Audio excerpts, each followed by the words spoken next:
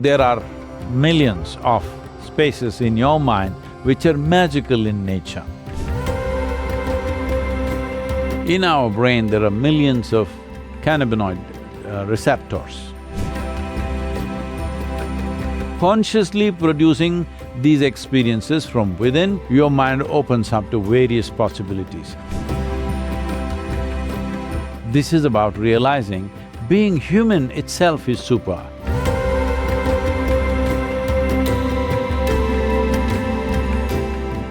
See, it's been discovered, or we have observed, that in our brain there are millions of cannabinoid receptors. So what does this mean? Lots of speculation went on. So naturally, people who are on the dope, they said, this means everybody must smoke, or this means anthropologically all of us, all human beings at some time were smokers. Then they came up with this, that these cannabinoid receptors are there because the body is supposed to produce this. The brain carries millions of receptors and the body is supposed to produce the endocannabinoids. So, this production, it can be either on or off depending upon how you have kept yourself. That within yourself you can generate a chemistry which keeps you always blissful. But the most important aspect of it is, when it comes from outside, it keeps you… maybe it makes you blissful for a brief amount of time, but it makes you unaware. When it comes from within, it keeps you blissful and makes you super aware, which is the important thing. So this is not about trying to become some kind of a superhuman being. This is about realizing being human itself is super. And once you are blissful by your own nature, you always see that your life is super. It doesn't matter, some situations in our life go well, some don't go well, some happen our way, some don't happen our way, but this one life should be always happening our way. Sadhguru, John Sviokla, lovely to be with you. I love your work. In a somewhat related vein, what do you think of the role of psychedelics in terms of, showing things that you normally don't see in normal life? Are they detrimental for the reasons you just said, or useful on a path? See, the nature of human mind is such, let's look at it this way, it's a building of million rooms. Most people who live normal life may explore 5, 10 of those rooms, that's all. The million rooms are just there, unused. So once in a way, if you forcefully enter those rooms by using a chemical or something else, sometimes it can happen because of injury, sometimes it can happen because of shock, that people enter other spaces of their minds, which they can't believe it is their mind because it looks like a whole new world. It is just like if you had, let's say, if you did not have eyes to see, if you open your eyes, suddenly it's a whole new world. So just like that, if you open your eyes to certain things, it looks like a whole new world. No, it's the same good old world, but it has so many dimensions, and human mind, in its evolutionary process, have gathered so many rooms to it that most of the rooms are not explored. So what is the purpose of this?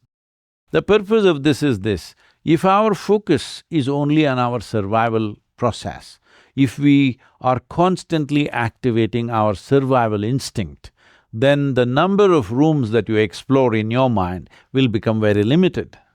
If our focus and our attitude is not about survival, because survival essentially means we want to build a wall of protection around ourselves. Well, you see all the creatures are always trying to create boundaries. That comes from our evolutionary memory that we want to survive, and surviving is a very important process. If we don't survive, then what next? There's nothing else. So we must survive. But is it necessary that your survival instinct is always on? If you are a wild creature, yes, it must be always on.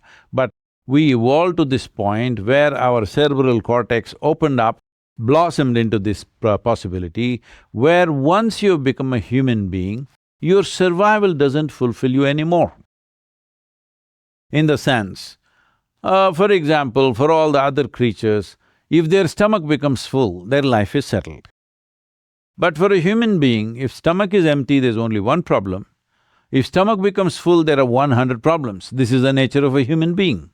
Because for a human being, life does not end with fulfillment of survival requirements. In fact, life begins only after survival is taken care of. This is the nature of a human being. And no matter where you are, in what position you are in your life, you want to be something more than who you are right now. If that something more happens tomorrow morning, once again you want to be something more. So something more, something more, something more goes on. If I make you the CEO of one galaxy, you will say, I want to… what about the other galaxies? So, this is how human nature is, it wants to expand in a limitless way. When we say expand in a limitless way, we want to expand into our infinite nature. So can anybody count 1, 2, 3, 4, 5 and get to infinite nature? No, that's never going to happen. So the important thing is to be able to distinguish between our survival instinct and longing to expand. Our longing to expand infinitely is finding a constipated expression, which we call as ambition or, desires and things like that. Essentially, it is a very small expression of this longing to expand. This longing to expand, if you make it a conscious process within you, then you will see your survival instinct will come down to its minimum levels. When that happens, your mind opens up to various possibilities. In many ways, this is what these chemicals are doing. It puts down your survival instinct to such a level. There have been cases people have left off mountain peaks, tall buildings and things like that because their survival instinct is gone. They cannot even understand that if I fall off this, this is going to end my life. So because survival instinct has come down forcefully, not consciously. So consciously producing these experiences from within and forcefully doing it from outside, these are two different things. Here and there, somebody might have felt that because something opened up, they benefited from that, but you look at the larger consequence of such experiences, most of the time it's left people either frustrated or disturbed or imbalanced. Very, very few people can really claim they have benefited from that. You mentioned that the mind has millions of rooms, which I found to be really interesting and resonated with me. You seem to be someone that has explored more of those rooms than most others. Can you talk about some of the rooms you explored that others may not know about? Wow. I have this reputation of being logically correct. Don't try to take it away from me now. Because, see, what you call as logic, which is very important, it is like the foundation. If you don't build a solid foundation, then you can't build anything else on top of it. But you need a solid foundation. This is what is wrong with a whole lot of people who think they are into mysticism or occult or spirituality, that they don't have a solid logical foundation, they become hallucinatory. And if you believe hallucination is an exploration, no, it is not. Hallucination is your attempt to cross the line of sanity, and you may succeed, that is the whole problem. So, logic is the foundation, but we cannot live in the foundations. Well, of course, in United States, if you live in the foundation, it's called basement, but in the rest of the world, it's called a dungeon. So you can't live in the foundations, you have to build a superstructure. So there is logic, but on the surface of life, if you look at it, everything is logical, everything falls into logical patterns. But if you look at life little more profoundly, then you find nothing subscribes to logic. Everything, has a magical element to it.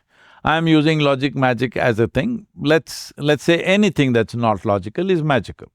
If something happens here which you cannot logically figure, generally you would think it's magical. So there are millions of spaces in your mind which are magical in nature. But now we are speaking. When you speak, you will use a language.